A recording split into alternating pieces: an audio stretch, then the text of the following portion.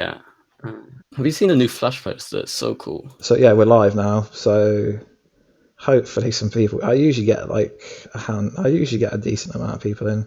I'll give it a few minutes before we start chatting. Yeah, sure.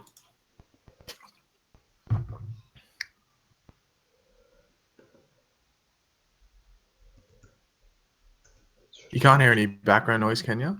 No, I can't hear Okay. anything. No, because it's the morning, so I've got birds outside tweeting and stuff. So yeah, just didn't want to hear that going in.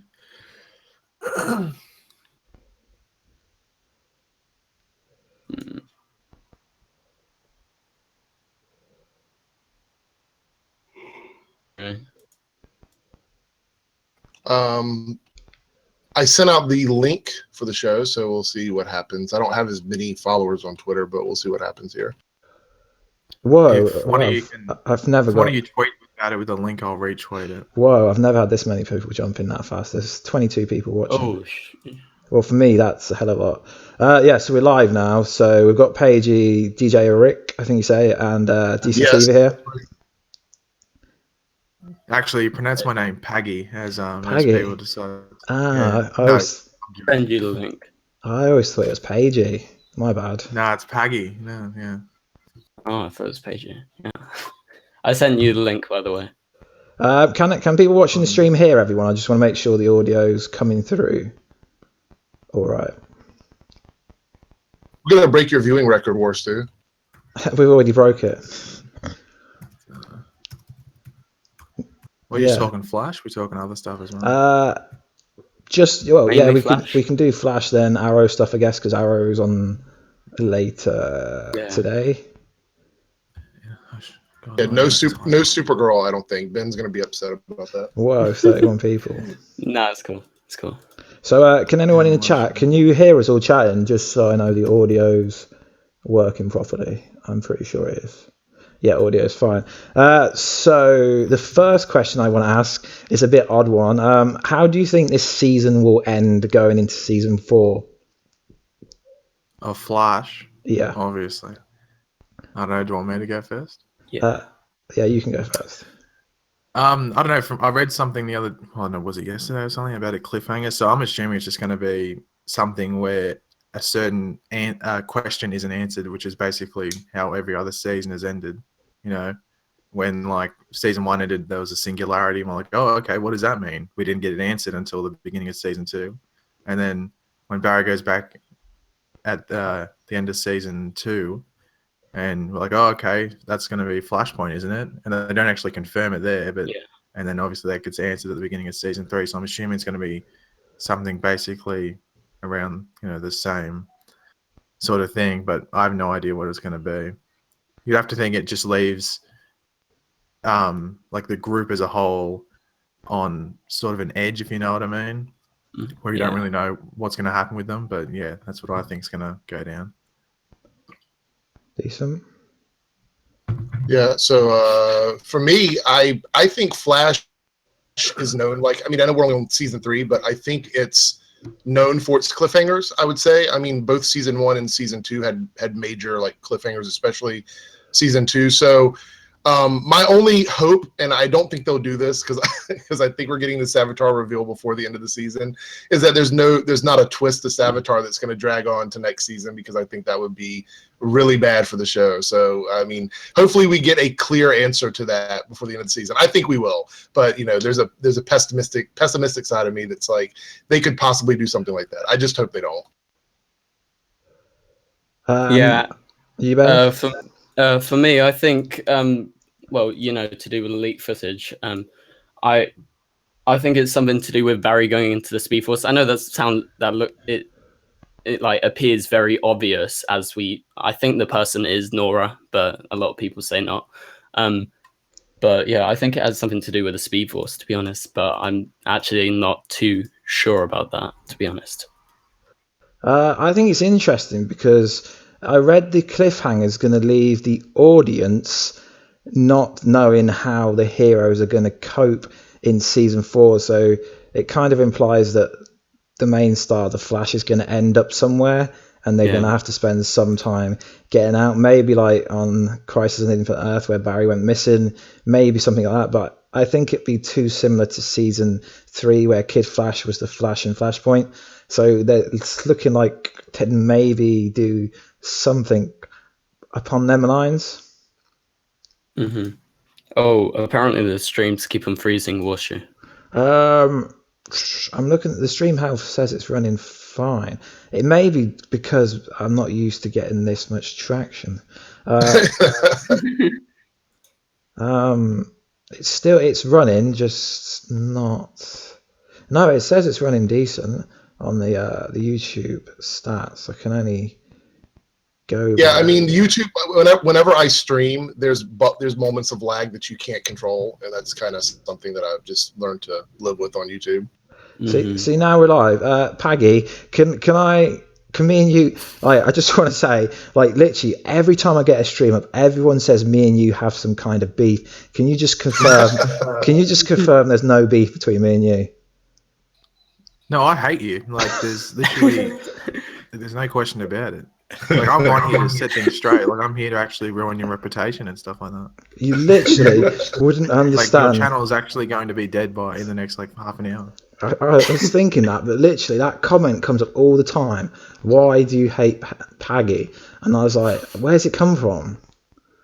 You know, I was joking when I said Pagey, just so you stop saying it. Oh, I thought. Oh, my bad. I thought it was okay. It's Pagey. It's Pagey. Oh my god. So yeah, next question. It's kind of a hard one to answer. Where is Gideon in the Flash? Eric. Oh yeah. Wait. Hold on. Repeat that again one more time, so I can understand what that question is. Where is Gideon? Not talking about Legends. In the Flash, where's Gideon just disappeared to? I've been trying to think, and I just cannot come up with any ideas to why they haven't explained Gideon disappearing. It doesn't make any sense. This question, oh my goodness. Okay, so I was under the impression, and maybe you guys can correct me if I'm wrong here, but I was under the impression that Gideon came back in time with Eobard Thawne in season 1, which means that he was using the ring to access the computer in the time room. Now, the confusing part is, did he build the time room and build a Gideon specifically for that time room, or was Gideon like Bluetooth through the ring to the pedestal? Because I'm so confused about that. I was under the assumption that when he was gone, we lost Gideon too. But now, whenever the writers decide that the time room, should have access to pictures or the news article, it just happens to work. So I don't know where Gideon. I'm assuming Gideon is a program that is just copied, like the Wave Rider Gideon and the Gideon that was in the Eobard Thawne's ring is just like having Windows on one computer and Windows on another computer. That's what I'm guessing. But I was under the impression that Gideon was gone after Eobard Thawne left. But to be completely honest, I think it's the writers use it whenever they feel necessary. I don't think there is any real answer to that question, to be completely honest. Yeah, totally. I've got no answer. That's why I wanted to ask you guys, because you guys know a lot more. Yeah, I was thinking. What do you think, Pagey? Yeah, I was going to say Ben can go. I'll go last. Okay. All right. Well, I did a video recently, right, saying about the Reverse Flash creating his own sort of flashpoint, right? And I believe, like Eric said, the Reverse Flash still has a version of Gideon, because obviously I think Gideon obviously travels around with the Reverse Flash, and to be honest, I don't think it's just embedded into the time room. So I agree with Eric on that one, to be honest. Oh, my turn? Yeah. I think Gideon it's this area in certain shows called a plot hole. That's 99% sure that's where Gideon is, because you can say the same about that, the tachyon thing from last season. Why isn't Barry using that this season? You could argue the exact same thing. Sometimes it's just when something needs to be used, it just happens to appear in the show, and when they've used it, they don't want to use it too much. It just disappears into that magical area called a plot hole. Happens with a lot of shows, especially when you're running for 23 episodes a season. It's certain things become too overpowered. Yeah, I agree. And also, I think, doesn't it have to, I mean, I would assume that some writers understand how certain tech works, so they write it better than other writers. And since you have 12 to 15 different writers a season, that kind of gets lost sometimes. Yeah, like the producer can come up with the actual tech and say, oh, okay, this does this. But then obviously the different writers can have a better understanding on how it should work in the actual show. So, yeah. Definitely. Yeah. So the next question I've got is, in 2024, Cisco, aka Vibe, didn't have hands, but he seemed to lose the ability to use his Vibe powers. Do you agree that if this was real, that he'd lose all his powers just because no hands? I personally think he would still be able to use some kind of Vibe powers. Well, no, wasn't it because, I can understand with some of them, because a lot of the time, say, if you wanted to, I don't know, obviously like Jay Garrick's helmet or Hunter Zolman's helmet, whatever you want to call it, from last season, you had to touch it to do all that crap. The only thing I can think of is when it would just be sitting there and randomly have visions. I think he's done that a couple of times. But a lot of the times when he has to actually go into a vibe or something, he's touching with his hands. I think his hands are a very central part of it. But yeah, I thought it was a bit weird that he lost all of his powers. But I can understand why he lost the majority of them. But I thought he would still have something working in regards to his powers. But I guess that's the way they wanted to do it. Yeah, I thought that was kind of weird, to be honest. When it first came up in the episode, I was like, surely he can do some sort of he can whip up some sort of attack, but that was one power that still was there, because he could sense that Barry was there. So I'm not sure, but that was I'm not sure if that was the right choice to go down, but Yeah, and another question. It's just a bit of a plot hole. When Killer Frost froze over the room and then Barry phased through it, how did Killer Frost disappear before Barry could literally zoom through it? I know some things have to not make sense for people that don't understand everything, but it just made no sense how she was gone instantly. Do you guys have any ideas of any explanation other than she froze away, I guess you could say? She skated away. Like I said earlier, I think that she needed to get away anyway, and that was the only way the writers could figure out, okay, we need to give her a little time to run. But yeah, I mean, obviously Barry could have caught her, but I think that she had to get away to move the plot of the show. So that was just okay, let's come up with some excuse, and this is our excuse. But maybe they shouldn't have had Barry vibrate through the ice. Maybe they should have been oh, I can't vibrate because of whatever reason. But yeah, I mean, it was forced. It was because of the narrative, it was forced, and it felt forced to me, but I understood why they did it. Yeah, I guess that makes sense. Yeah, I know they could have done something in regards to maybe not having Barry there, because I think if Barry's anywhere, really, he's the most overpowered person on the show, So they could have done something where maybe Barry wasn't there, and it was maybe Cisco that did his pulse thing, and she flew back and then did the freezing thing, and then she ran off, because that would make 20 times more sense. But yeah, I don't know. Or she could have actually froze Barry, froze him physically and went away, and then that would have frozen his feet to the ground, like I've seen Captain Cold do or something. Yeah. Mm-hmm. Yeah, it would have made more sense. But I have to say, the ice wall was cool. When I saw that, I was like, okay, that's pretty cool. So yeah, it looked very good. It was quite good CGI wise to me. I don't normally look at the CGI that intensely and rate it, but the CGI this episode was pretty decent, I thought. Overall. Yeah, I think the Killer Frost CGI overall is really good. I really enjoy her. So the next question stems from the ended. Do you guys think that Savitar has speed without being in the suit, or does the suit and the stone give him the speed? But obviously, if you knew who Savitar is, it would make the answer easier. just what I'm basically trying to say is, do you think his speed is linked to the suit, and does he have speed without the suit? That's a good question. Who wants to go first on that one? I'll go. I don't know, like this.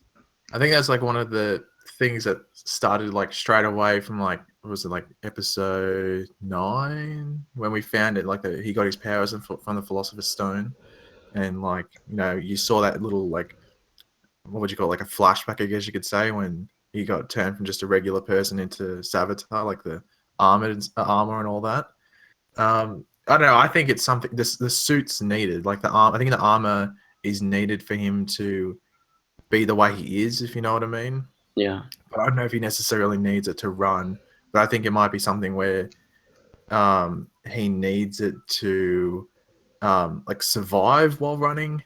I don't know. It sounds weird, but like I think his body might be so like messed up, I guess you could say, that he, you know how like Barry needs to wear that friction-proof suit and stuff like that. Like I think it might be something along those lines, but to a more extreme, like his body might be more fragile and stuff like that. I don't know. Maybe they've just done it because it looks cool. Who knows?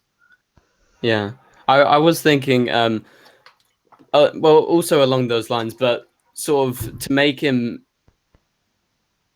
as a god. So being this tall, massive, transformer-like being, makes him sort of look more intimidating. So I think that's also a factor. But I think the Philosopher's Stone, maybe you could destroy it and maybe it will like remove his powers, but I doubt they would do that. But I do think it's something to do with the stone.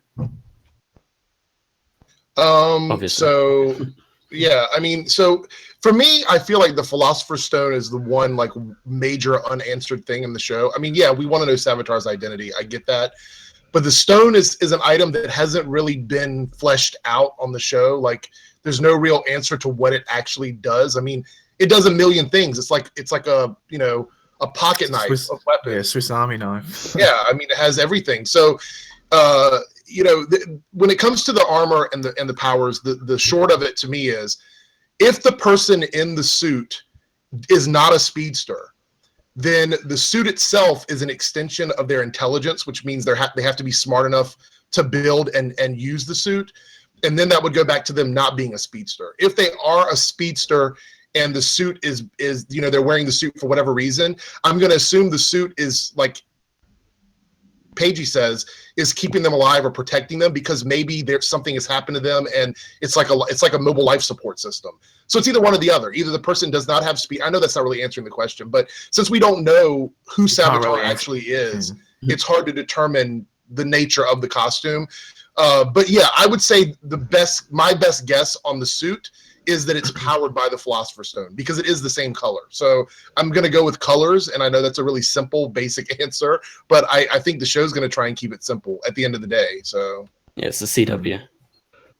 Totally. The next question, I think, is a massive plot hole. So we've seen in the 2024 that HR is a successful book writer, and his picture's on the book, but he's obviously, Harrison Wells was convicted for killing Barry's mum. So how was his picture on the book, and how is he like a famous, successful writer? I know it's a TV show, but it just kind of was a bit odd because his picture was on the book, so you can't say it's a facial kind of face changer software because his face is on the book, and he was convicted, obviously, for killing Barry's mum back in season 1. Season 1, I think it was. So what do you think's gone there? Is it just the writer's plot hole, or any ideas? No, I think it's just something where we don't know what's happened from 2017 up until 2024. Like something could have happened where they like it came out that this dude's from like the multiverse might become a known thing on Earth 1, that there's all these different Earths and stuff like that, and you know, this guy's from another Earth, like he's a different person completely. Or they could do something where, oh, I'm like a twin or something, you know, something weird like that. But they don't really have to explain it, I guess, because it is from like 7 years in the future. Anything can happen between those 7 years. Like at first I was like, okay, that's a bit weird. Like, isn't he sort of wanted for murder? But then I was thinking, okay, it's in the future. Certain things could happen. Like I thought the funny thing about it was just the fact that it was called HR Jitters. And he actually went to the extreme to change the coffee shop name. I was like, that's something. The whole scene was hilarious. It's just something that someone wanted a question. Someone wanted me to ask you personally that question. So I just sort of bring it up because it was funny. What do you think, Ben? Do you have an opinion about that? Well, yeah, sort of. I'm sort of thinking along the lines that it's not a set future. They can change it. You know, finding out Savitar's identity is going to change the future. So I felt like they could do anything they wanted, really, because that's not the future that's going to happen. So, yeah, I think something between that time, like Pagey said, I think that's definitely some sort of factor if they were to explain it. Yeah, I think, and this is just me, and you know I love to nitpick the shows, but I think that was just a moment for the TV, like for them to give something to the fans, because we only saw it for like, he was literally in the show for like a minute and a half, you know, total time. But, I think they kind of were like, oh, we need to come up with something funny for HR, and the fans need to laugh at it, and this is what he's doing. And I don't think they thought too hard about it, and I'm not excusing them for that. I just feel like the future is going to, like, we're never going to see that future again. So, like Ben was saying, I think at the end of the day, it didn't really matter. But I do think it was for the fans, like, to laugh. I think that's pretty much what it was. Mm-hmm. Awesome. So the next question, it's actually from next week's trailer. So it's a question from someone. In the opening scene, it shows Barry's foot in a puddle with Savitar's reflection in the puddle. Do you think this is the show directly trying to tell you something, or just misdirect you into thinking that Savitar is Barry Allen? Yeah, I actually covered. Yeah, you go first. Sorry. Oh, I think it's just good camera work. That's all I think. I think it's basically, it's something like I think they did something last season with, I can't remember what episode it was, but they did something where it was like comparing the two. And it was like a really good thing, because one of the big things in season 2 is that Zoom and Barry were basically the same at one point in their lives, and they just went on different paths. Like, they could have ended up the exact same person, but they went on different paths, and that's what was good between like the Zoom or Hunter Zolomon and Barry thing in season 2. But I think it's just, you know, it's just good camera work, you know, leading up and then showing Savitar. Like, that would probably be like the introduction shot to that scene. Like, Savitar will probably rock up and they'll scan up from that puddle and actually show him standing there. I don't think it's anything in regards to like, you know, saying, "Ooh, Savitar could be a version of Barry." Like, they even did it this season, Arrow, in the episode when Prometheus kills, or Ollie kills, what's his name? Malone. Billy Malone. Yeah, Billy Malone. And they have like, when he's dressed as Prometheus and he's like walking through the mirrors and stuff like that, like they have a shot where Green Arrow's there and Prometheus is in the mirror, and they're like a reflection of each other, because that's what they've been going for this season, that they're pretty damn similar. But in regards to that Savitar Barry thing, I don't think that's any foreshadowing. Yeah, you basically answered it. No, I just thought I'd pick it up because I was just scrimming the comments and someone said it's a good question, but like I don't think there's anything too major from it, because like they're two different looking, Savitar and Barry, and I'd be very disappointed if Savitar ended up being a version of Barry. Yeah, I would too. yeah, I agree. Same here. Just because there's been like so many like obvious drops of it, like I'm the future Flash and all this stuff like that. It'll just be very disappointing. I think no matter what, I think it's going to be like Prometheus. It's going to be disappointing to people no matter who it ends up being. Can that cockatoo shut up? Yeah, I think it's going to be disappointing no matter what, to be honest. I think not for everyone, but yeah, I was going to say, I think fan theories are always going to be more interesting than whatever they come up with on the show, to be honest. Yeah, like last season with Zoom, like I thought it was Zoom. I thought I was happy that they kept Zoom as Hunter Zolomon. Like, I would have been weird. I was like, oh, that's a bit like, I preferred that they actually kept it Hunter Zolomon, but they gave it away way too easily last season when they showed that Earth 1 Hunter Zolomon was like a thing. Like, they gave it away way too early. But yeah, so it's actually good this season that there hasn't been any. There's been like hints and like, look, sort of like massive hints towards Barry, but I think it's going to end up being Barry. But there hasn't been massive hints to anyone else, which I think is actually pretty cool. So just to add on to that, because if I can add a little bit more to that, see what you guys think. I think a benefit of, and this is going to go off to Arrow for a second, but I'm going to bring it right back. I think the benefit of Arrow this season is the reveal of Prometheus as early as it was, because I think the dynamic between Adrian and Oliver is really good in the back half of the season. So I'm just wondering, do you think that the Flash is sort of dragging it out too long, or do you think that this reveal should go all the way to the end of the season? What do you guys think? I think it's perfect, because it's obviously going to make complete sense when we know why and how. I don't think who Savitar is important. It's the how and why. And I think there's a chronological set of events that have to happen before we find out who this person is. And I think people will love this season once they actually realise that it's about the why and how, not the who. But that's just like my views on the whole Savitar storyline. Yeah, like with the Prometheus thing on Arrow, it needed to happen then, because it needed those last episodes after it, like we're up to now, and then the final 5 starting today. They needed those episodes to delve into like who is under Prometheus and like why he was doing what he was doing. Doing like that episode where he tortures Oliver, trying to get the truth out of him and stuff like that. Yeah. Like they needed him out of the suit to do what he needed to do and to like be as good of a character as he was, because honestly, like, Prometheus was cool, but he's gotten like 30 times more awesome since he's actually been out of the suit, since he's been doing all the stuff he's been doing. Yeah, I agree with the Prometheus thing, man. It's so Savitar, I'll quickly finish. But with Savitar, really like the dynamic between them. Yeah, carry on. Yeah, but with Savitar, like if they revealed it too early, then it would have been dragging on in another sense, like just trying to defeat him. Like if they revealed who Savitar was in episode 15, like I think that's when Arrow did it, I think, or episode 14, Arrow did it, one of the two. But if the Flash did the same thing with Savitar, then they'd be dragging out defeating him.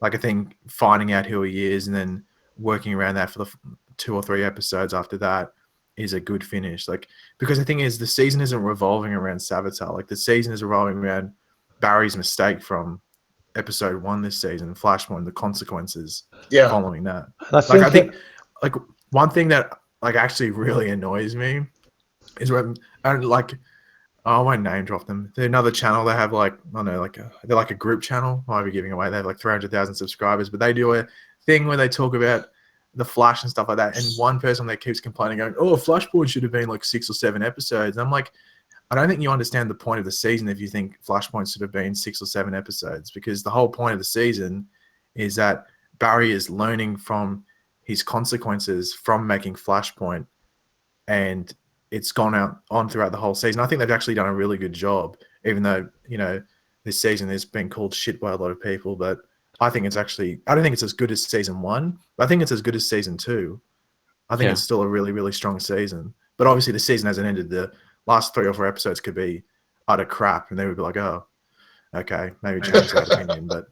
And the same thing could be with Arrow. Arrow has been really good this season. Still don't think it's season 2 quality, but no, like they could have a crapper of the last 4 or 5 episodes, and then be like, oh god, we jumped the gun a bit early calling this season amazing, didn't we? But yeah, you can't really decide like on how good a season is it until the actual season is actually over. I still think Arrow's last few episodes is going to be way better than what we got in season 4 finale for sure. I don't think that's there's no question. I think I think season 3's last episodes are worse than season 4, because season 3's last 6 episodes just turned into like fanfiction.com. Yeah, that's true. And that basically just led on to the bad taste that was season 4. Like if they'd done something different those last episodes of season 3, like season 4 would have been completely different. But they went down a certain road that could not be returned from. Definitely. What's up next, Warstu? You got another question? Yeah, I've got an interesting question, right? So everyone is saying that Savitar will be revealed next week, But there's a synopsis out for the finale. I don't know how legit it is. It's the same synopsis on 5 different websites. It says, after discovering Savitar's true identity. So it kind of makes it sound like they're not going to find out who he is till episode 22. But next week's trailer implies it's going to happen on episode 20. Any ideas what's going on? Because this says after their Savitar's true identity is discovered, like in the final synopsis. So I'm thinking, is it really going to be revealed next week, like the true identity? Oh no, because one of the things that was, I don't know when it was it was during the first week of the break or something, but they did an interview where they were saying like different characters are going to learn of the identity, like one by one. Like not all, it's not going to be like when Zoom was revealed and everyone was in the room and Cisco's like, oh, it's Jay. It's going to be like different points. So now we know that Killer Frost knows who he is. So that's one down. And it looks like Barry's going to learn. But I think what's going to happen, you know how if you read that synopsis again, it says true identity. It doesn't say identity. So what I think could happen is that they see who's under the armor, but they're like, who the hell's this? Like it could just be some random, which is it wouldn't surprise me if they actually did that. It's just like a different looking version of a character, and they actually end up finding out in whether it be the end of episode 22 or the beginning of episode 23. But yeah, because it does look like in that trailer that Barry finds out because he goes to kneel down like he did to Killer Frost. So unless something happens that ends up with him not, revealing his identity, but it could be something where, he shows it and we just don't know who the hell it is. Yeah, I totally agree. It's just it says true identity. So like I've had some people tell me that Savitar's using some facial changing software, so he's going to pretend to be someone else, like pretend to be Ronnie, then secretly it's someone else. I can't see it playing out that way, but like I don't know. I just had an idea that maybe the true identity is like they think they know it is, but they're not really going to find out. But it's probably what you said, to be honest. I think there's a lot of misdirection and foreshadowing, like between like the promotions and the way they're trying to advertise who is Savitar. Yeah, I think the advertisement for next episode is heavily implying that we're definitely going to get a reveal, but that doesn't mean like all the characters are going to get that face reveal as well. So I sort of agree with you, Pagey, or Warstu, whoever said it, that maybe they will like prolong it for a few characters in the next few episodes. I was going to say that it's quite possible that the reason why they find out at different times is because maybe they have a reason for not telling the rest of the team. Like maybe whoever Barry sees under the armor, he's like, I can't tell everybody else for whatever reason. Maybe he's keeping it to himself. Kind of like Killer Frost didn't tell anybody. So I don't know. Yeah, like it could be something where like it actually is someone on the team who was like, well, I got to figure out how to deal with this before I, make everyone freak out and start trying to kill, say, the past version of Savitar or something. Right, yeah, exactly. Yeah, that's what I'm thinking. Like there may be some sort of reason why he decides not to tell the rest of the team. Yeah, and also it could be something to do with the fact, like, I was saying, like the suit could be keeping him alive or something. Maybe he comes down deformed or something, or he looks really different.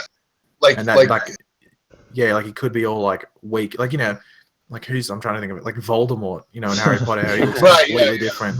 Like it could be like the Voldemort, and it wouldn't surprise me. Like Tom Felton's in this season, it wouldn't surprise me if they did something with Harry Potter. Like even in yesterday's episode, when is it? It's like when at the beginning when Killer Frost is fighting them all. He has like a Harry Potter scar on his forehead. If you go watch it, he's got like a lightning bolt on his forehead. Yeah, and not only that, but HR carries around drumsticks like wands the whole time, and I'm like, that's. I found it hilarious in the future when he's rummaging through. I'm like, what's he getting? He's like, oh, the drumsticks. And I always thought that this is completely detached, but I just want to throw this out here because I think it's kind of funny that he has those drumsticks and he has them in his hands all the time, and Savitar has claws that come out of his hands. So I'm always like, is that like giving us a hint? I think it's a lot of things like that. Yeah, I think there's a lot of they're just trying to like just throw you off because that's been one of the other theories this season. Obviously, that maybe not HR, but a version of Wells is Savitar. But yeah. I just thought it was kind of funny. What's next, Warstu? So this is this guy is highly rated on the show. The Accelerating Man. Do you think we're going to see him again ever, or What's your views on the Accelerate Man returning? Because he's so popular, seeing as he only had like a 10-second cameo early this season. I think it was during Attack on Central City, where we seen him that one time. I have a lot of questions asking about Accelerating Man.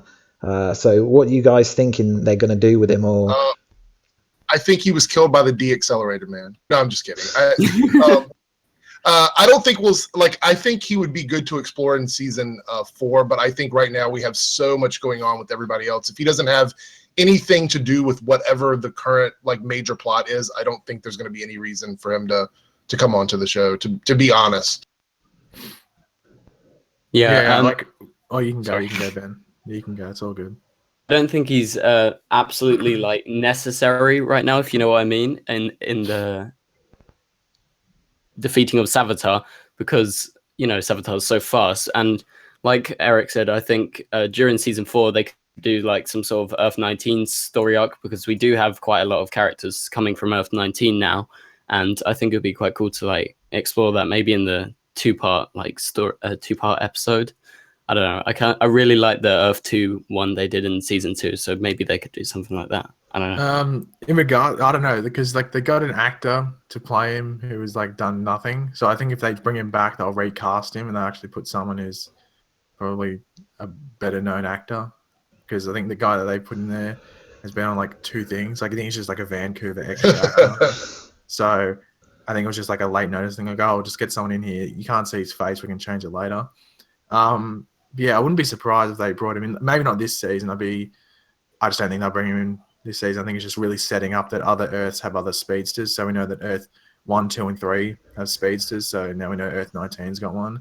It's a bit different than what we've seen with other speedsters. So I think we're just going to see him, not this season, but explore him later down the track.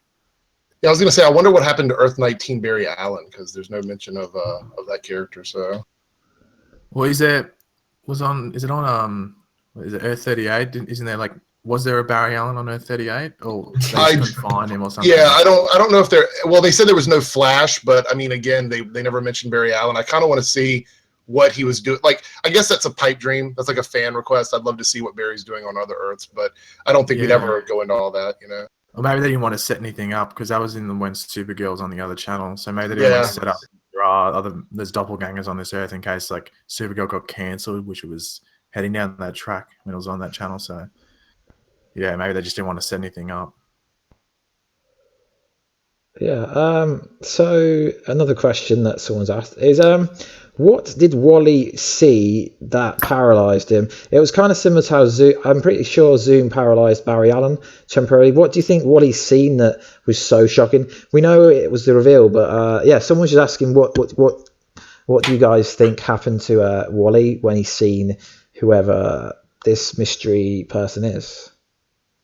Who wants to go first, Pagey? I'll go. Yeah, I'll go first. I went last time, so I'll go first. I don't know. It's hard to tell. Like, he could have seen multiple things. Like, it had to be something weird for him to be like, and like, was it like a catatonic state? Is that the best way to put it? Like, because I know he got his spine smashed, but it's not like he got, beat around the head and stuff like that, or he got put into a coma and then woke up like that. So, yeah, I don't know. It must have been something messed up. Like, they could easily make it that he just kept reliving that moment, maybe when he was in the Speed Force, like constantly seeing his mum die, but I don't know. He'd have to like watch that over and over quite a lot of times to end up like that. So, yeah, I honestly no idea what he would have seen, but it would have to been something pretty messed up. You can go, Ben. I'll go last. Is Ben still there? I think Ben's turned into Wally there. Yeah, with Wally, to be honest, I think he maybe like saw something that Savitar was doing, or like maybe his identity. That's my most logical guess. But yeah, I think it's just like Savitar was like, maybe like, because we know he went after Savitar, so maybe he did something, and maybe it was like Savitar just sort of reacting. I don't think it would be, if they were to explain it, it wouldn't be anything that big, to be honest. But yes. Yeah, so my opinion is, I don't want to repeat what everybody else has done, but yeah, I mean, the thing is that if it was a hint to who it was, all it tells me to be completely honest, is that it's someone that he knows and maybe he was psychologically scarred by it. So that's really the only hint that we got from that, because I even said in my video, they didn't really go into detail about what really happened with Wally other than he got hurt in a fight with Savitar. Like, we didn't get any real, like, we even got a flashback of, you know, Caitlyn and Cisco fighting, but we didn't see anything about Wally. And I think that's because it wasn't just a physicality to it. It was basically like mentally he's scarred. And, you know, I don't think outside of us finding out that it is someone that they know, obviously, I don't think there was any implications like it being his dad or his brother or anything like that. I don't think there was anything like that going on. Yeah, I think it's something, basically it's the same sort of thing with like the HR Wells. Like, they don't necessarily have to explain how he ended up being like, oh, he's allowed to walk around as Wells. Like, they don't necessarily have to fully explain why Wally's like that. They can just give a brief overview. Oh, he ran off to fight Savitar. And Wally would be the only one who knew what happened to him because he ran off and then Joe found him. We don't know that middle portion. So yeah, they don't. It's sort of hard to explain it. Like, it would actually make less sense to explain it because Wally and Savitar were the only ones there. Some good answers. That makes sense. Yeah. The next question, I'm gonna have to ask it. I've heard it all day. Is Ronnie Raymond Savitar? Who is Savitar? Based on what we know. Everyone keeps saying Ronnie on the comments. I don't think I've seen a lot of people. I think it's just jumping on something, you know, just like, oh, there's a clue as to who Savitar could be. Let's quickly jump on it and hopefully it'll be true. I'd be shocked if Ronnie actually ended up being Savitar. It makes sense because we didn't see like Ronnie's body and stuff like that, but I don't know, he could just turn him into Savitar. And I know Caitlyn has that reaction, but I think Caitlyn would have that reaction to anyone that came out of the suit because she still knows all these people that are on Team Flash. So she would still be like, oh crap, no matter who stepped out of that suit, if it's someone that's, you know, connected to that she knows that's connected to Team Flash in some way. So I don't necessarily think that reaction means it's Ronnie. And also, doesn't Savitar call Caitlyn his child or something? Exactly, that's what I tweeted out earlier. I don't think Ronnie. I don't think Ronnie and Caitlyn would have had that type of kinky relationship. He would have said like "my love" or "my dearest" or something like that. And then that leads on to like, is it Caitlyn's dad as well? Which I had a comment about earlier. Yeah, I'd be very surprised if that was the case either. I think go ahead, finish, Pagey. No, I'm done. Yeah, I was going to say that. Okay, so two things with that. Number one is if it was Ronnie that caused her to act like that, then what would be the point of the smoke and mirrors for the rest of the season? Because clearly that would be everybody's go-to person. Like, oh, it has to be Ronnie because of the way she reacted. Yeah. But if that's the case, then what's the big mystery at that point? You know what I mean? Secondly, if it did scar Wally or anybody else on the rest of the team to see who this person is, then it couldn't be Ronnie because they never had a relationship with Ronnie Raymond. Only like the first 3 or 4 characters know who Ronnie is. So I'm thinking it has to be someone that has currently been around our characters for them to react that way, because there's really, to be completely honest, from my point of view, we're so far into the Flash, there would be absolutely no emotional reaction to Ronnie Raymond without any build up to it. I mean, it would literally be like, oh, it's Ronnie Raymond. Like, there would be no emotional reaction to it. Yeah, because it's such a personal villain if you think about it, because he's messing with Team Flash, and not just like in regards to one person, like he's messing with them all basically, and then obviously Iris being killed and stuff like that. And yeah, I just don't think it'd be a bit of a letdown if it was just Ronnie. It's like, well, like 1 or 2 episodes and he's going to be in that suit. So it's sort of like a wasted reveal if it's Ronnie. I agree. Yeah, and also what I was like trying to look at the photo and stuff, like trying to enhance him during that last scene. And from what I can tell, it's a white male with brown hair or black hair. I don't know. I don't think it's relevant, that picture, really. That's what I'm trying to. That's what I was about to say. It could easily be a stunt double. So I actually don't have a solid theory to who it is, but I think it's just someone within like the inner circle of Team Flash. Well, I don't know if you look at the I know when I was looking at it and I saw another photo, so I don't know if someone had edited the photo in a weird way, but the dude's big. Like he's a big dude that's in there, and I don't know the Pretty hair. I don't know. It's like you can't really. It's hard to tell the hair because it was shot in such a dark, like way. I don't know if that's a correct. Like it's just all shadowy and stuff like that. Mm-hmm. And like I did a video the other day talking about the stunt dude that's in there because he's been like posting really cool pictures and stuff about Savitar, and he was still filming the finale and stuff like that. And on Instagram, I think it was, I don't know which account, but it's like a big Flash fan account sent like a message to him, and he said that he is Savitar. And then as soon as he said that, he like blocked the dude. As soon as he said that, so he's told someone that he's actually Savitar, and then the person's messaged back saying, "Hold on, did you just confirm that you're Savitar?" And then he's blocked him. So I don't know if that means anything. And because the guy that's actually in there is an actor. Like he was on iZombie, he was on Legends of Tomorrow. He's been on Arrow as well, hasn't he? I think for one episode. Arrow, but I think he was like an extra on Arrow, like a big goon or something. And then he's like a stuntman on like Deadpool and stuff like that. So he's an actor and a stuntman. So if you think about it, like they could do that if they wanted to, because he is still technically an actor. But it'd be a weird reveal unless he's like some future messed up version of someone else. But he's like 6'9" tall, so we don't know anyone else on the show that's that tall. So yeah. Anyway. So shifting over, do you think in the final episodes that Arrow season 5 can be saved? I don't mean saved in terms of the show being saved. I mean, can it be saved in terms of ratings? Because the ratings are so low for how good the script writing is. Do you think bringing Katie Cassidy back and everything can push the ratings back up to more like 2 million where it should be? Or do you think that like it's going to lead to season 6 being the last season? I know that's like 3 questions in one, but I've had a couple of questions about the Arrow kind of where is it going? Well, someone else can go first. Oh, okay. So I made a video about this a while back. As far as Katie Cassidy saving the show, I don't think there's one character that can come in and like make people like come back to a show, because I think the people that are fans of Katie, what was that, Pagey? Except maybe Slade. Yeah, Slade. It's okay.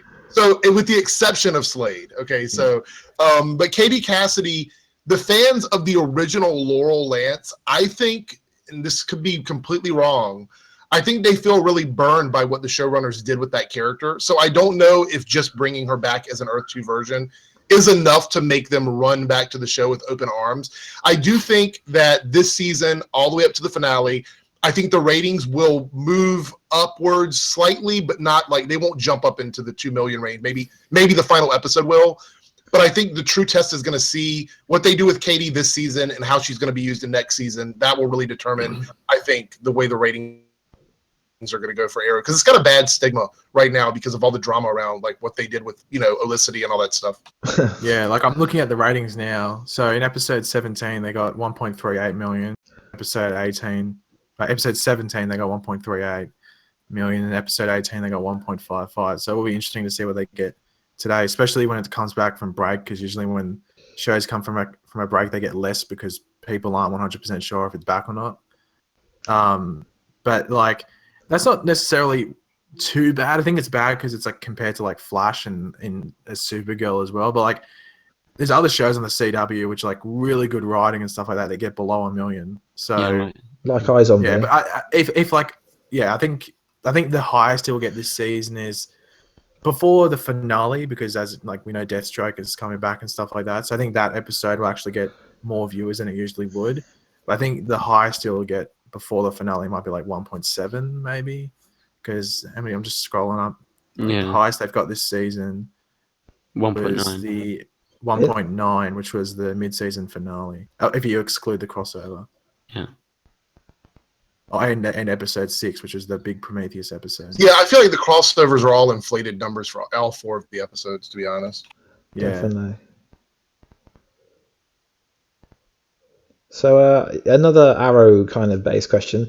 We all know there's going to be some kind of reboot next season. What are you hoping as a Arrow fan that they're going to do going forward after this kind of flashback 5-year storyline? Do you think they're going to totally reboot it, or I know it's still going to be centric around Arrow, but how do you think they're going to reboot it, if they are going to reboot it, so to speak? Oh, I think it's just going to be, obviously, because they confirmed that Wild Dog and Djairrick are going to be next season. I think it's just going to be a newer Team Arrow. Like, I don't think Thea's going to be a big part of the show, if a part of the show at all. Like, I wouldn't be surprised if she left come the end of the season just because of what Willa Holland, who plays her, has said about her character and stuff like that. I'd be very surprised if she stayed on as like a regular. I think I just might change up the shape of the show. But like, it's not going to be like a full-on reboot. Obviously, it's just going to be like a soft reboot, like little changes.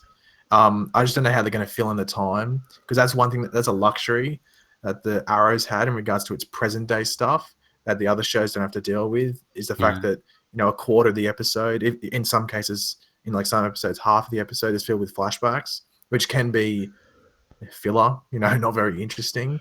And then they can spend a lot of time making the present day really interesting. So that's one thing that the writers are going to have to deal with, because I think they said they're going to have flashbacks in season 6, but they're going to be to a lesser extent and to like previous seasons, like gaps in between the seasons or something like that. Yeah. Can't remember what exactly was said, but it's not going to be obviously like island flashbacks. So that's the thing they're going to have to deal with. And I think that's going to be probably the biggest obstacle for next season, the fact that they have to fill in all that time that was usually filled in, for the most part, garbage, especially in seasons 3 and 4, and then some parts of this season. I don't think the Russian flashbacks have been necessarily amazing this season. They've been much better than season 3 and 4, though. Yeah, I agree. But like, yeah, I think they're just gonna have like a soft reboot in regards to like characters and where they're placed within the team, and if they're actually on the show at all. Because I don't think Thea's going to be there next season for a large part of it, at least. So I guess I'll give my quick thoughts on it. So I think if we going into next season with Arrow, what I would like to see personally is, and I know that they're probably not going to do this, I would like to see less team members, like kill off like 20 of these characters. Like, I mean, there's so many characters on Arrow, that characters like Mr. Terrific and Dinah Drake and even Ragman are sort of like, I mean, we don't know that much. I mean, we know stuff about them, but our development for them is very tiny to what it is on some of the side characters on other shows. Yeah, I think that's good. They should definitely start taking some characters away. I agree. Thea, I don't think she's going to be on next season. And Mr. Terrible, as Warstu says, I don't see his place in the team right now, to be honest. So yeah, I think it's going to be like a soft reboot. And with the flashbacks regarding that, I haven't really been enjoying them that much, to be honest. I like the Talia flashbacks. They were cool. But all the other ones seem a bit, they're just trying to drag on the episode a bit. So I think it'll be better with less flashbacks if they do that. But yeah. Yeah, like with like characters and stuff like that. Like, I think Wild Dog's fine. Like, I think they've done enough development with him. Like, I think early on, I can understand why people were a bit, hesitant with the character. But I think as the season's gone on, he's actually become a much better character, especially when they gave him like that backstory episode with his family and stuff like that. With Dinah, they're struggling with the character, I think, just because so much has happened. Because they've introduced her at such a late point in the season when so much other stuff is happening, they haven't been able to like dedicate time to actually do something with her. Like, she's just there a lot of the time, which is sort of frustrating. But I don't know. They're obviously seeing that she's in next season. They're going to do something there next season with her character, or hopefully they will. And with Curtis, I don't mind Curtis. The only issue I have with him is, like, there could be a situation where it's like really tense and something's going to happen. And okay, it's a really tense action scene. He'll crack a really crap joke. I'm like, oh, who wrote that? Like, shouldn't have been in the episode. And like, I watched like one of the sneak peeks for this episode and like carried on the joke way too long. Like, I don't know if anyone's seen it. I miss Ragman. Yeah, I miss Ragman.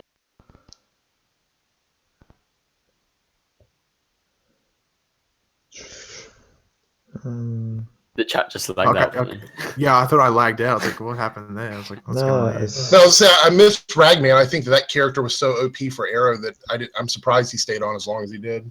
Yeah, well, I think they canned his return episode. I think they just ditched it because I'm pretty sure they said like they're going to go back to Haven Rock and stuff like that. And by what's been like released in regards to like descriptions and all the trailers and stuff like that, doesn't look like we're going back there. So I think they might have just scrapped that idea completely.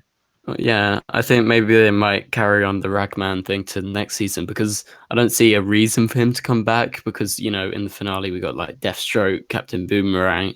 Like, Yeah, what's his I don't. point? I'd be very surprised. I think he's in another show as well at the And moment. The guy that and I was played going to Ragman. say that with the Helix storyline and Felicity, there's really no connection to Haven Rock at the moment other than Ragman. I mean, the arc would have to, if you're going back to Haven Rock, it would have to contain Felicity, and Felicity's wrapped up in the Helix storyline. Yeah, you can't just randomly take her away from that for an episode.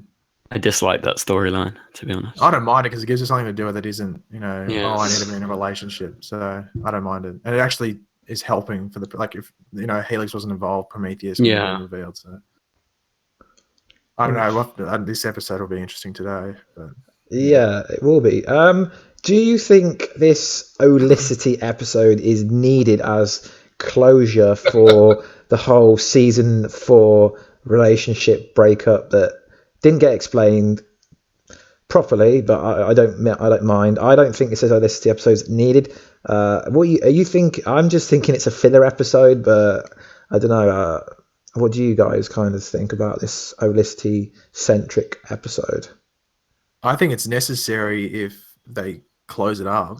Like, if they close it up, then yeah, it's 100% necessary because it's still in limbo. Like, because if they close it up 100% now, like, okay, there's no more, like, you know, extremely close feelings and stuff like that now, and they can move on. They're just, you know, work mates and friends and stuff like that.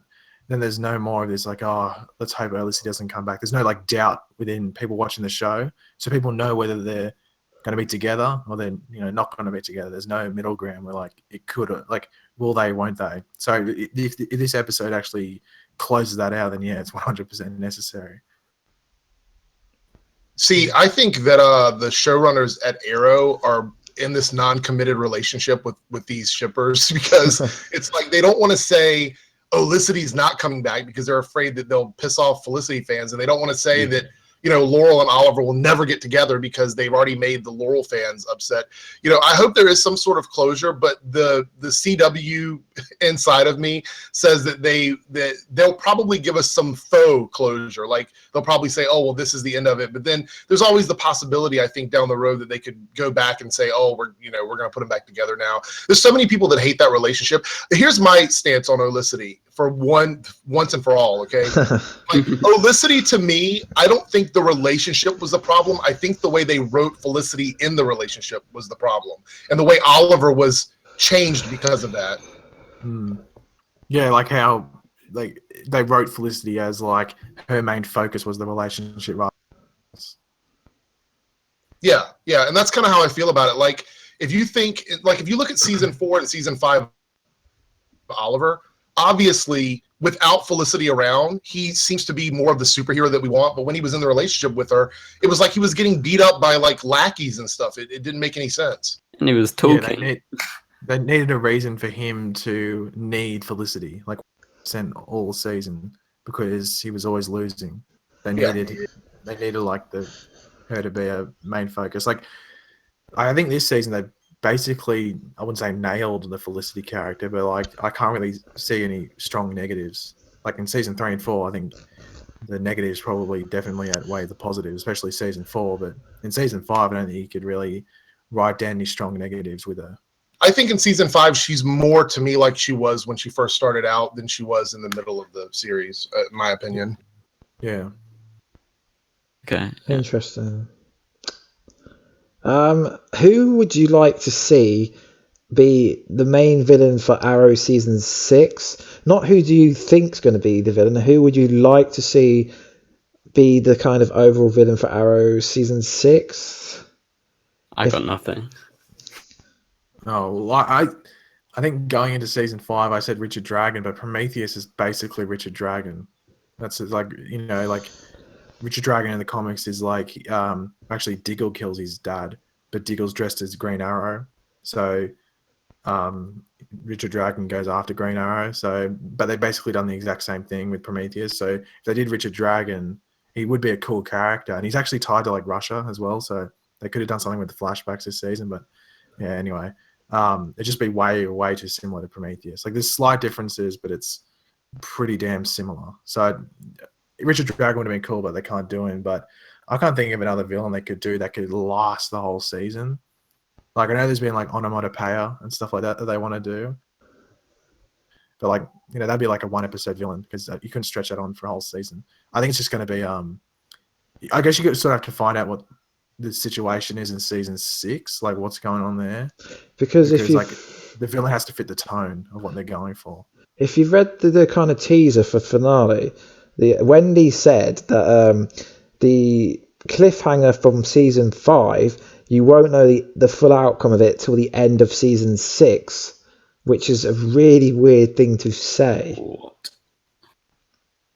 I don't know if you've read it, but she said the cliffhanger from season 5, you won't know this full extent until the end of season 6, which sounds really badly written, and it sounds like a weird thing to say unless it's part of a story that's going to start at the end of season 5. Well, I think they're just trying to gain hype up because Arrow never leaves on cliffhanger. But I think they might be taking a note from a leaf from the Flash's book. Like if you leave on a cliffhanger, everyone's still talking about it come the end of season and over the break and wondering, oh, what are they going to do? What's going to happen in the beginning of season 6? But with Flash, with Arrow, sorry, it always wraps up. You're just like, oh, okay, well that's ended. Let's see what they start off with next season. Like it's never never flows over. It's usually like start, end, start, end, start, end. So I think it's actually pretty cool if they do that, where they leave certain things open. Didn't they say it's going to be with deaths or something? Yeah, it said Walking Dead style cliffhanger. It was the headline. So you don't know who's going to die, which makes me think might be like an explosion or some crap. I don't know. Who knows? Well, I theorise that it'll be Hive kind of trying to blow the island up, but I don't know. Isn't Hive gone? No, not Hive. Sorry, Helix. Helix trying to blow the island up even. That's not as bad. Hive blew up when that thing. Yeah, that was season 4. Yeah, I mean Helix trying to blow the island up. That's what. I want a season-long Cupid big bad. That's what I want. Like Cupid is the big bad all season. So we've had a lot of questions about potential season 4 villain for Flash because everyone seems to think it's Defoe. I don't know. Do you guys have any thoughts? I know you're all going to probably say the Rogues, but do you have any thoughts about who would be best for season 4 of the Flash?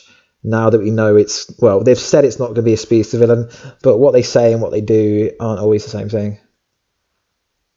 I don't know. Like, it's sort of hard to say because who thought going into season 3 that Savitar would have been the villain? Like 1% of the people that watch the show, if not less. Like, I don't think many people would have thought Savitar would have been the villain. So, I don't know. If the Thinker is the villain, like he's going to be sort of like... I'll be upset. Well, they could do something where he's just like the first half villain, where they did with Dr. Alchemy. Like he might not actually be the big bad, but seeing that they've said it's not a speedster and he's not a speedster villain, they could do him. But I think it's going to be something where he's a villain, but he has different villains doing stuff for him because I don't see how he's going to be able to last the whole season and become like a extreme threat compared to what we've had before in the Flash. Like as the seasons go on, like you want to sort of make the villains more threatening, because the Flash is growing in power, so his villains should, technically also be going up in difficulty. But yeah, I don't know if they would do, like they name dropped him obviously with the Abracadabra, but I don't know, that could be just in the future. Maybe that could have been like if they got to season 11 or something. That's where he would. Yeah, I agree. Like it's not necessary that he wasn't just saying in chronological order. Like that's who it is. Like he could just be naming someone in 2022. That's who Barry's taking on then. So yeah. Yeah, with that, I would say, in my opinion, I would prefer. I've told Warstu this before. I would prefer a masked villain, as it sort of brings up the tension, and it also makes it's actually it makes them sort of like more intimidating. And I think with the Thinker and say the Rogues, if they ever do that. I think it'll be kind of underwhelming as a villain. Like many people have complained about Supergirl. Like everyone knows who they are. They're doing nothing. They're just on the side. And then with the Rogues, I think they're just weekly villains. I think they're better as weekly villains because they're not like super overpowered unless they brought in like some really overpowered villain that somehow joined the Rogues that they haven't done. Like I just don't see them doing the rogues, because I feel when I see them as sort of just every now and then they come and annoy Flash, not necessarily like beat the Flash, if you know what I mean. Eric? Yeah. So we're talking about Flash rogues, right? That was the question. Like, who could the villain be for season 4? Yeah. Or kind of that kind of So stuff. okay. The thing about the Flash over the last few seasons is, and I think Ben mentioned this here a second ago, the villains of the week or the rogues that we get for like maybe 1 or 2 episodes. We've used pretty much every like classic character that Flash has ever fought against at this point. I think Mirror Master and Top were like, 2 of the last ones that we hadn't seen. If the Thinker is going to be the main villain, then he will literally throw villains at the Flash, because that's his strong suit, is being really smart. Like, I don't see him being like physical. What I would like to see, if they don't end up using a twist of this character this season, is Cobalt Blue wasn't particularly a speedster. Like, he had a lot of different powers that were not related to speed. They could easily bring that storyline into the show and just take away his ability to run fast. Like, give him everything else that he had, but not make him a speedster. And I think that would be kind of interesting to give a weird like future connection to what we're doing right now, or something from an alternate world. Because to be completely honest, if it's not a speedster, then I don't know if it's going to be exciting enough to keep the momentum that Flash has. Because if you take away the spectacle of Flash, then it sort of drags the show down, in my opinion. I don't think the Flash could survive in a world that Arrow has built. You know what I mean? With like the down moments that Arrow has. I just can't see Flash doing like 5 or 6 episodes like that. So it would have to be a spectacle villain, I think, for the whole season. Yeah, I definitely agree with that, because I personally like the speedster villains, but I can see why people are getting bored of them. And I could totally see they need to mix it up. So either way, it's going to be really interesting to see what happens. I know this isn't really about Supergirl, but I want to ask one question. Do you guys have any opinions about where Supergirl's going, or if it's worth watching, or is the last couple of episodes gonna like build up to a decent third season, as the storyline's kind of dipped massively over since Superman left, personally for me, but I don't know what you guys think. Paige, you still AFK? No, I'm back. Okay, so somebody else can go first. I think Ben loves Supergirl, so he can go first. Okay. All right. So, well, I think towards the end of the season, the next few episodes, like the James episode and the Alex, I'm not too excited about, to be honest. But I think with the sort of, we know Zod's coming now, and we also know there's some sort of invasion, and the president's coming back, so that's going to be really interesting. And the season is going to be very good for people who haven't enjoyed the sort of relationship side of Supergirl this season, as I think it's going to be more heavy on that Supergirl that you guys have all been missing. But I think going into season 3, they should have some sort of masked villain, or not necessarily masked, but one that's been there for like the whole season. But I think season 3 will be more heavily Supergirl. So yeah, that's where I think it's going. Do you have an opinion, Pagey, or no? About Supergirl? Yeah. Yeah, it'll be interesting to see how it ends, because I think last season, shocking ending. I can't believe. Yeah, that was weird. I think it was mainly because they tried to force in that Flash crossover right at the end as well. Like, I think that happened in the 3rd last episode or something. I think it's probably going to have the weakest ending out of any of them, but I don't think it's necessarily going to be bad. I just think it's going to be the weakest of the 4 shows, if you include Legends as well.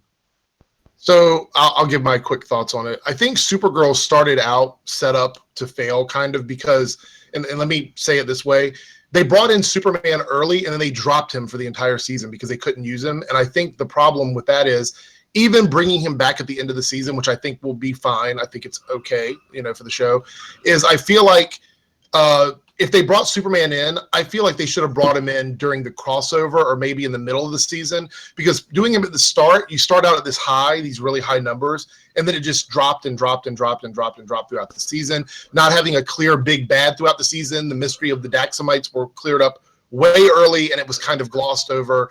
I think the character moments in Supergirl are great, but if they want to pull in the rest of that CW audience, then they need to make it a little bit more like the other shows in terms of the way they structure the season, in my opinion.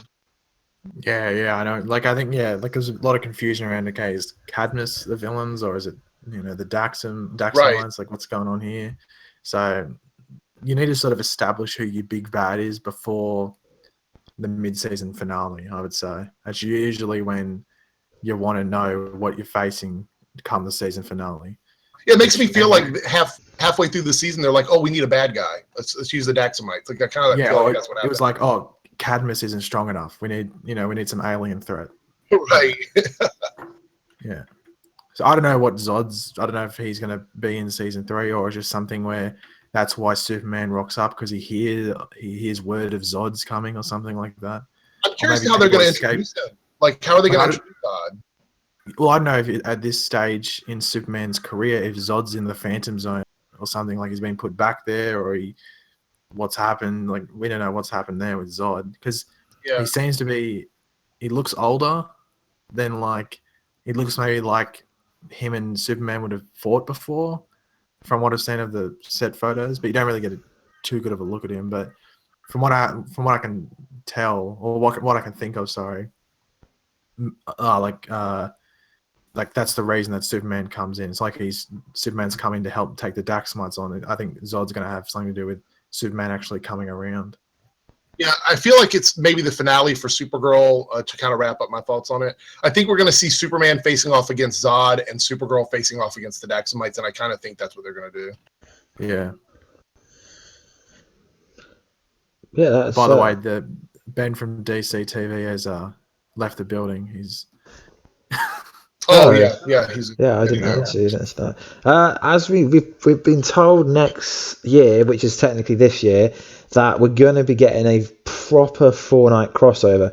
Do you guys have any opinions about what they could actually do to utilize the 4 shows properly, and like a threat that needs Supergirl, Flash, Arrow, and like all the legends? Because it's going to have to be something massive in order to justify a 4-hour crossover.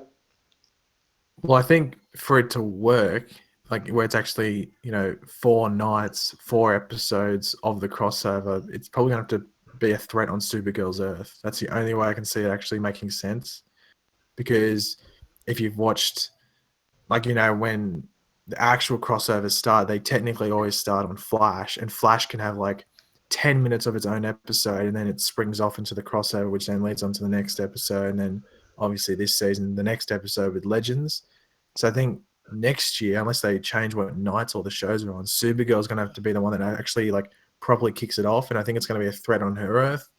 Unless it's like a multiverse villain, which just originates from her Earth, and then she has to cross over with that little invention thing that Cisco made, and then the villain goes over to Earth 1, then that's where it starts on over there. I don't know, but like the threat's gonna have to begin on her Earth for it to make sense, I think.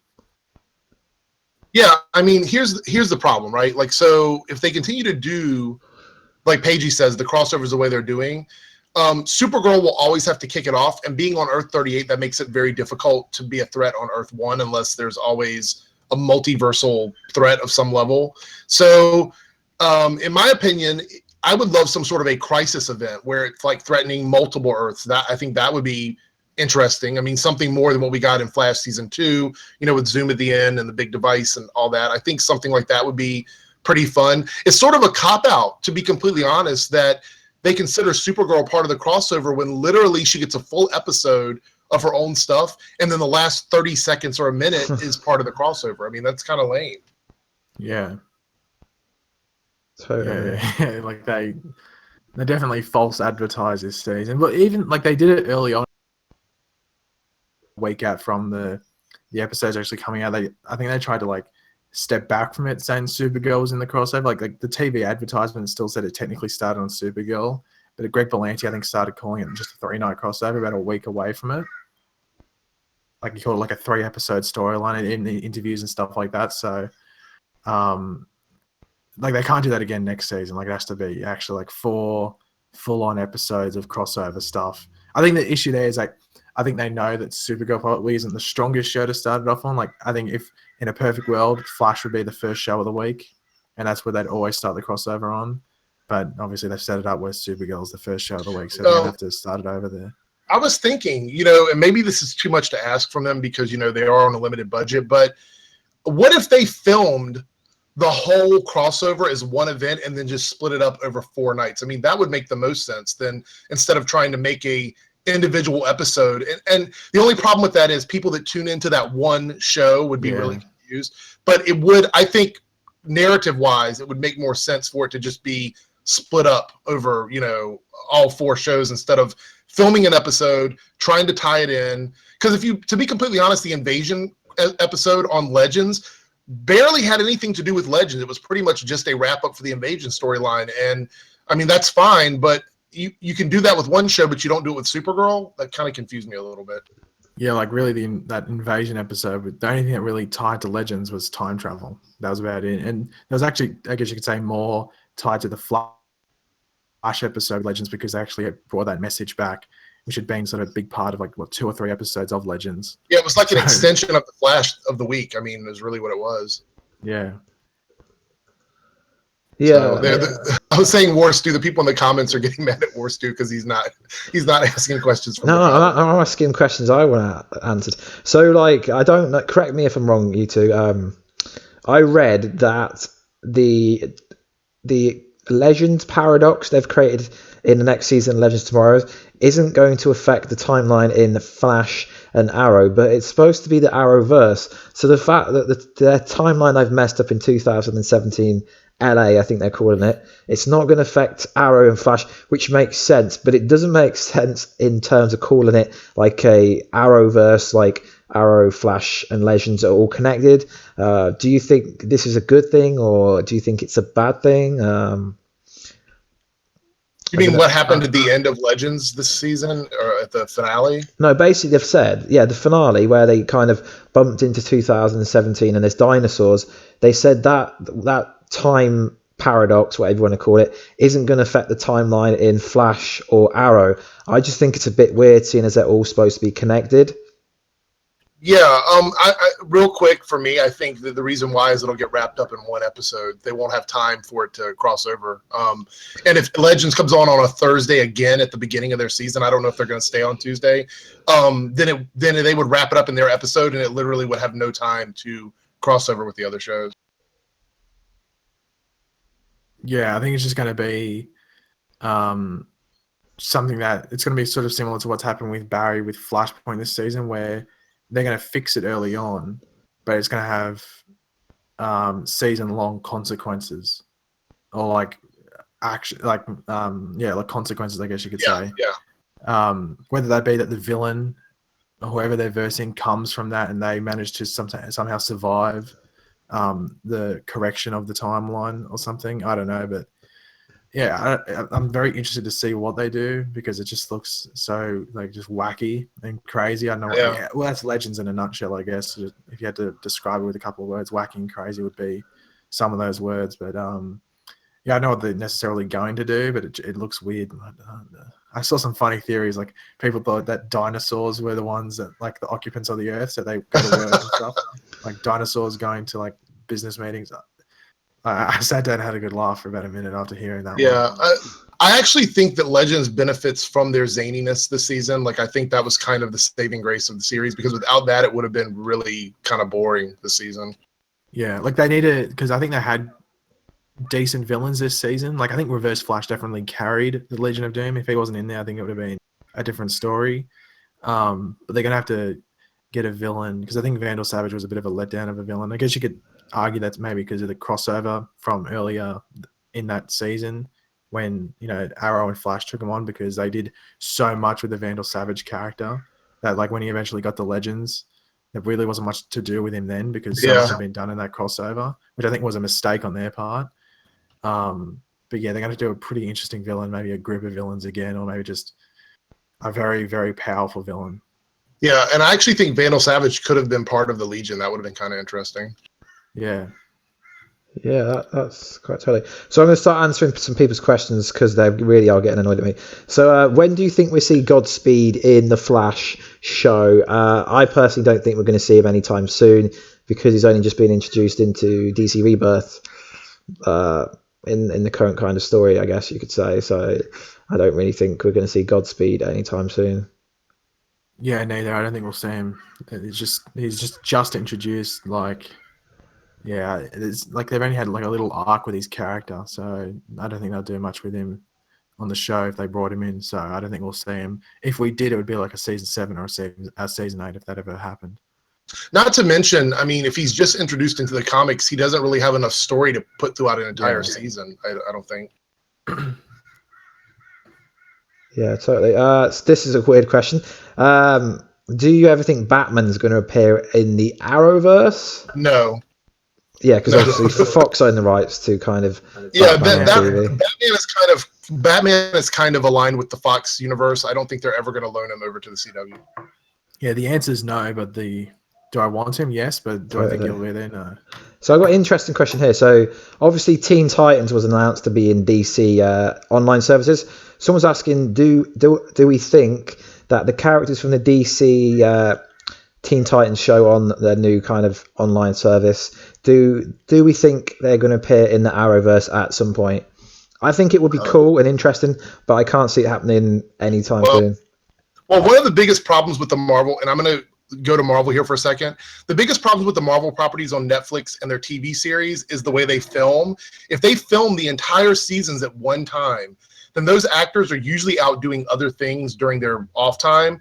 And it would be really hard to bring fan interest together unless DC does something different with their filming and they release the Titans episodes week by week on the platform instead of all at one time. But I don't know if they're going to do that. Some shows do that. I don't know if they will. Also, we have to remember, just because it's Warner Brothers and DC doesn't mean that the rights will spread across multiple networks. They had to jump through a million hoops to get CBS and CW to do that one crossover with The Flash. So, I mean, it would be really tough for them to do that. And also, with Teen Titans, are we going to see characters like Cyborg and Kid Flash and Robin and Night? I mean, all these characters who are synonymous with Teen Titans, are they going to have rights to those characters? Because we already have Kid Flash on The Flash and Cyborg's in the movie. So I heard the only character, I don't know if it's confirmed or anything, but I heard the only character which they're thinking actually in the pipe work is Beast Boy. He's the only one that they're actually saying would be on the Titans at the moment, and everything else is being worked on. Because they could do Robin, they couldn't do Nightwing though, because obviously they got that movie coming up. So yeah, and my biggest complaint is the Teen Titans are comprised of, no offense to these guys, but miniature versions of most of the main characters. How are they going to explain these bigger characters and the Teen Titans being? How are you going to explain that? It's going to take a lot of really good script writing. They're going to have to, if they were going to do an origin for Robin, they would have to show Batman, you'd think. And Kid Flash and Wonder Girl and all these characters. And Aqualad and all that stuff, if they're going to... Petey, who turns into Arsenal. How are they going to explain that? Yeah. Totally. So Marvelous Jason has asked this question a million times. He's basically saying, with the overall theme, plot, narrative, dialogue hinting that Barry Allen is Savitar, do we think that Barry Allen is going to be Savitar? I don't know. I really don't know who Savitar is. I got a pretty simple answer to this. No, I don't think. I think I said it earlier. I'd be very disappointed if Barry ended up being Savitar. Whether it be, I think the Time Remnant one, while making sense, is also crap. I just think, oh my god, really? Really? That's the whole the big mystery is that this Time Remnant is Savitar. I'm not a big fan of that one. I'm not a fan of any version of Barry, whether it be a Barry from 2050 or a Time Remnant from 2016. I'm not a big fan of any version of Barry being Savitar. Yeah, I mean, here's my thing with the Time Remnant stuff, and this is not offensive because I'm a comic book geek too myself, but the time remnant explanation is way too comic booky for TV. Like, I think that's just way too, like, it's such a minor thing that you could flesh that out in the comic books. But honestly, we saw that time remnant for like 5 seconds and then it was gone. It's like, I can't see them basing this big bad on a time remnant. It just doesn't make any sense to me. I would be let down if it was Barry. Could it be Barry? I mean, they could make it be, like, honestly, they could make it be anybody. But I mean, do I think it's going to be Barry? Do I want it to be Barry? No, not really, because I think that's a cop-out, to be completely honest. Yeah, totally. We've got a quite generic question. Is Tom Felton, Julian Albert going to be on season 4? I've not seen anything that he's confirmed to be on next season. I don't know if you guys know anything about that. Well, I think it'd be sort of, I think Arrow made a boo-boo by announcing that Dino and Wild Dog were going to be on next season because it just creates no suspense on whether they're going to die. Right, I agree. But so Flash is probably taking the smart route and waiting until the season's over before announcing any re-signings for next season. So I don't know.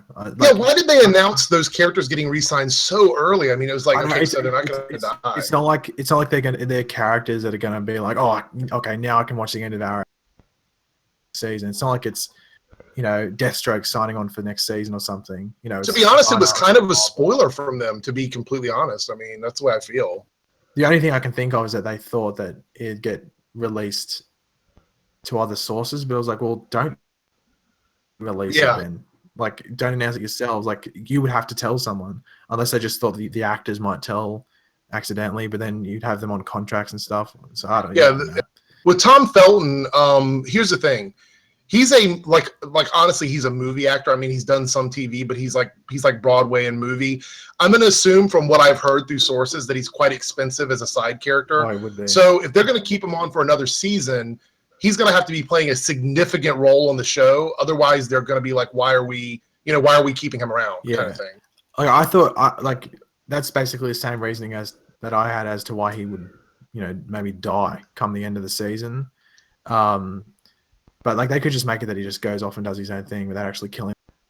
In case they want to bring him back later. Yeah, sort of like with Patty Spivot. Like, she's not dead, but she's just not on the show anymore. Yeah, I think that would be the best way to do it, honestly. Yeah, totally. I don't know if you two watched the expo that Grant Gustin and Tom Felton were at the weekend, and when they started talking about season 4, Tom Felton kind of looked a bit like he kind of looked a bit odd, almost like he was saying that he's not going to be on the next. He looked sad. He kind of stopped talking for a few minutes, then continued. Like when Grant was talking, it was kind of like, I don't know. To me, it just was indirect confirmation that he might not be making it to season 4. But he's got a massive bromance with Grant in real life, so maybe, no idea. Okay. Yeah, I didn't see that particular scene, but I mean, in my opinion, yeah, I mean, if he's going to be on there, I think he would have to play a significant role. I mean, if Caitlin stays Killer Frost through the majority of season 4, then they definitely need someone to fill that tech role. So I don't know. We'll have to see. Oh, someone in the comments just said that he made a comment that he wants to be part of season 4. And the next question is, do you guys think Killer Frost is going to be Killer Frost during season 4? Personally, I would love that, but I can't see it happening. I think that's I don't think she's going to go back to being Kayla. I think the big question is, will she be evil? I think that's the bigger question. I think she's going to be on the ground. I think she still has part of Caitlyn in her, because I don't think Savitar is going to completely delete, if you want to call it, purge that Caitlyn side of her. I think that's still going to be in there. It's just going to be, that's probably going to be an arc in season 4. In season 3, the arc with Caitlyn was, she was Caitlyn, but she was struggling to keep the Killer Frost side away. And in season 4, they're going to flip that for at least the beginning part. It's going to be Killer Frost trying to keep Caitlyn away, or maybe letting Caitlyn in, Yeah, I agree with that. I don't really have much to add to that. I kind of agree with everything that Pagey said. Quite a generic question, but Bobby Triggered said, who do we think is going to die on Flash and Arrow this season? Oh my gosh! I think with Flash, I think H.R. Wells is gone. Yeah, I'd agree with that. Die. With Arrow, I think hopefully Artemis. Hopefully she just dies arrow straight through the forehead, instant death. Literally first second of the finale, just do it. I think Prometheus will die. I can't see him not dying. But it would be. I don't think It'd be a pretty cool twist if Ollie wasn't the one that actually killed him, if it was someone else that did it. But yeah, I don't know. Like Felicity? Hopefully not. There's 3 flashbacks to that when she flies in with the Atom suit, and yeah, God. Yeah, I don't know. Only person I can say that that will die on Arrow is definitely Artemis. I don't think she's going to be living through it. Yeah, I'm gonna say Artemis for sure. Dinah Drake and Wild Dog are both dying in the season finale of Arrow. Yeah, and their season 6 roles are like ghosts, and they just follow. Yeah. No, so I'm gonna say Artemis. I do agree. I think Prometheus is gonna die. I wouldn't be surprised, and I know fans would hate this if they kill off Deathstroke, but I don't know. Maybe not. I have no, because what are they going to do with him outside of that? I don't think Manu Bennett would have signed on if they were going to kill him. No, I don't. Oh, you know what? You're right. You're right. Yeah, you're absolutely right. I don't think he would either. So he's probably going to escape and sort of just go off and do his own thing. Yeah, it's just like an open book. Like they're not going to exactly say what he's there, but he's alive. He's just out there. And on Flash, I think the safest, like if I was a betting man, I would say Wells, because I think the new trope is to bring a new Wells in every season. Yeah, so he's expendable because you can just bring in another Wells.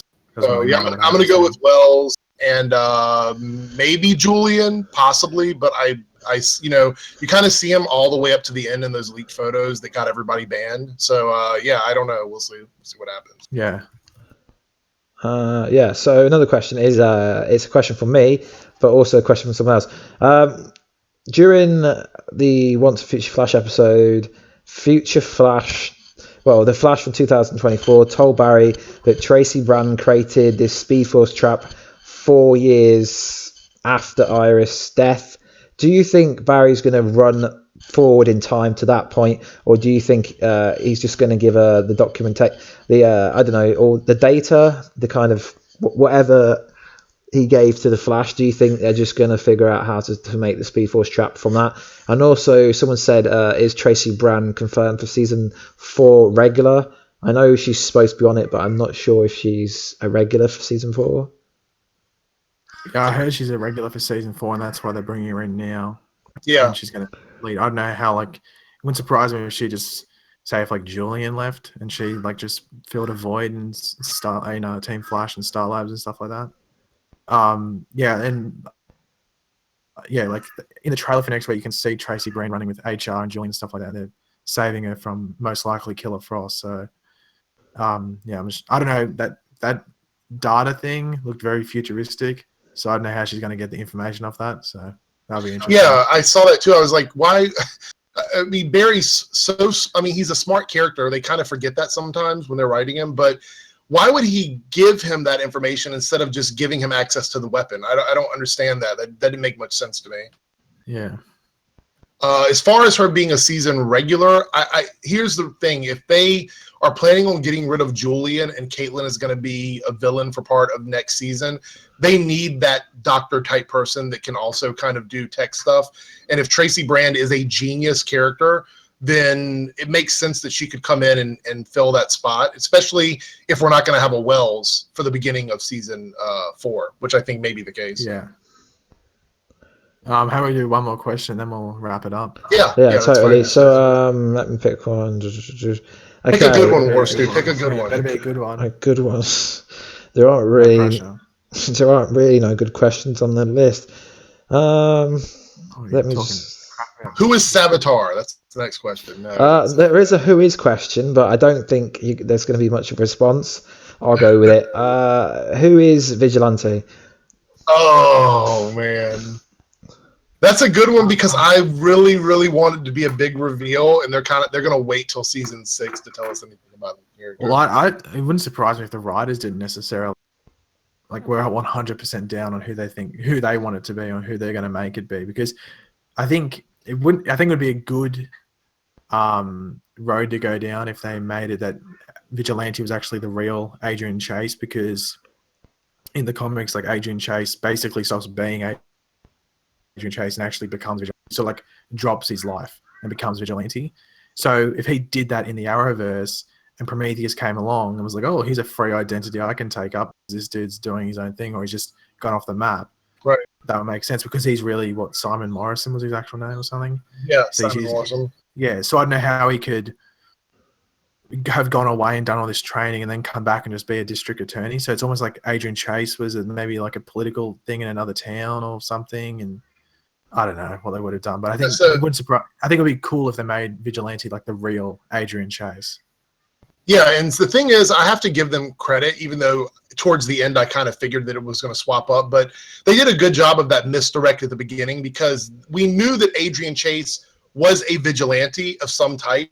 We were just thinking he was the vigilante and that he wasn't Prometheus. So I think that was really good that they did that for the comic book fans. But the thing about Vigilante that's kind of interesting to me is he's got a lot of tech. He's not just, you know, out there on the street, you know, fighting people with guns and stuff like that. Like, he's got this really advanced visor. He's got all this weird tech and stuff like that. And clearly he's a master of disappearing, because he just vanishes all the time in the show and just, you know, throws a smoke bomb and somehow gets, you know, miles away from everybody. But, you know, I would love to see more about him. I think that, you know, as far as Vigilante goes, though, there's a lot of theories about him being the police captain or police chief. I can't remember his name right now. The new police chief that took over. Pike, that's it. Yeah, Pike. People have been saying it's him, but I don't know if I necessarily buy that. But I could definitely see the writers, you know, making that work. But then there's been times where he's been in two places at one time, which is weird for such a minor character. But people have lined it up and said, no, there's no way he could have been here and there. But just like with Prometheus, we knew that Talia has been working with him, so that kind of explains how he was able to, you know, do multiple things. But so yeah, that'll be a good season 6 mystery. I'm looking forward to it. You know, is finding out who he is. Yeah, I've literally got no ideas who he could be, because it could be anyone. So is that it? Was that the last question, or? Well, it's more about how. Yeah, I've got to like wrap it up because it's like nearly midnight here. So yeah, it's been going for an hour 35 minutes. So that's a lot longer than what originally was planned. Yeah. But yeah, no, it was fun though. I had a good time, especially talking about all the different shows. I think that was pretty cool. Mm. And having Pagey here. Pagey. Is that it? Yeah, I'm going to call him Pagey from now on. No, I thought it was an Australian thing at first. I was like, okay. I was like, blame it on Australia. That's not very cool. But you say Pagey during your video, so I don't know why I didn't like click that. Maybe you should start saying Pagey. Thanks for having me, Warstu, and it was nice getting to do a live stream with you, Pagey, and Ben, who was here. He left, but awesome. Been around. Yeah, thanks for you two coming in and talking for a bit. I didn't think either of you would agree to it, so it was awesome to get you on.